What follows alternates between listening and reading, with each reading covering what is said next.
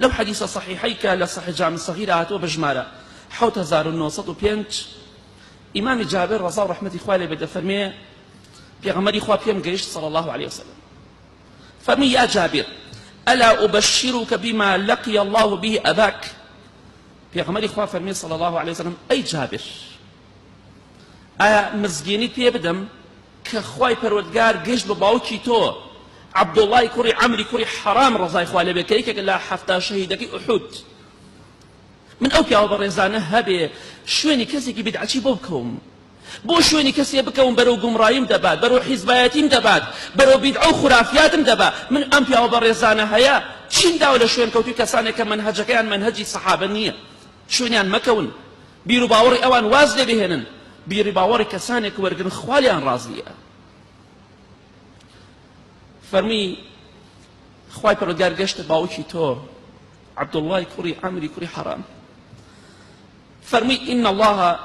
پێغەمبەری خوا فەرمی صلی الله عليه وسلم إن الله لم يكلم أحدا من خلقه قط إلا من وراء حجاب خوای گەورە هەرگیز لەگەڵ هیچ کەسێکا قسەی نەکردو بە بێپەردە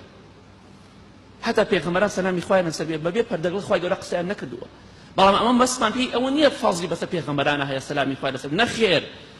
ئەمە سەحابەی پێغەمبەری خوایە صلی الله عليه وسلم بەڵام ئەمە بەڵگەی لەسەرەوەی کە سەحابە زۆر بەڕێزن لای خوا ڕەزا و ڕەحمەتی خوایان لێبێت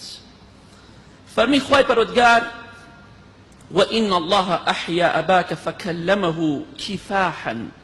خوای گەورە بەبێ پەردە لەگەڵ هیچ کەسێکە لە مەخلوقاتی خۆی قسەی نەکردووە بەڵام لەگەڵ باوکی تۆدا قسەی کرد بەبێ پەردە دوای مردنی دوای شەهیدبوونی خوای گەورە بەبێ پەردە قسەی لەگەڵا کرد واتە خوای پەروەردگاری بینی لە دوای مردنی ئیمامی عەبدوڵڵای کوڕی عەمری کوڕی حەرام ڕەزای خوای لێبێ بەڵێ پێغەمبەری خوا دەفەرمێ صلی الله عليه وسلم خوای گەورە فەرمی وقال يا عبدي تمن علي ما شئت أعطيك قال تردني إلى الدنيا فأقتل فيك خوای گەورە فەرمی ئەی عەبدوڵڵای کوڕی عەمری کوڕی حەرام ئەی بەندەی من داوای چیم لێ ئەەکەی لێم کە پێت ئەبەخشم